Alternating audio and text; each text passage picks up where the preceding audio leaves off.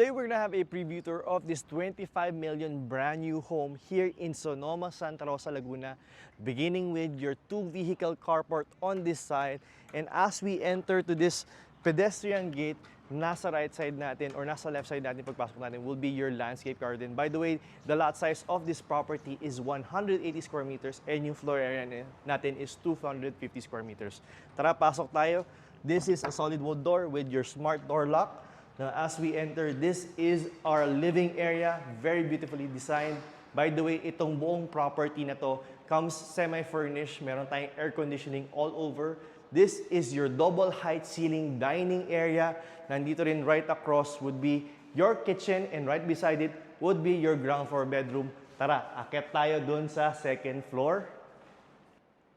Welcome to the second floor. Here we have 3 bedrooms and 3 toilet and bath. But before anything else, admire yung mga chandeliers natin.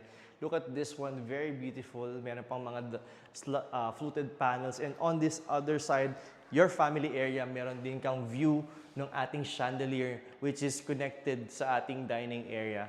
Let's go to our master's bedroom. For the master's bedroom, it's very spacious. You can easily fit your king-size bed, even a customized bed, kasya po siya. Meron ka rin balcony dyan. And you also have a walk-in closet here. Now, if you would like to see the full house tour of this property, you can go on our YouTube channel.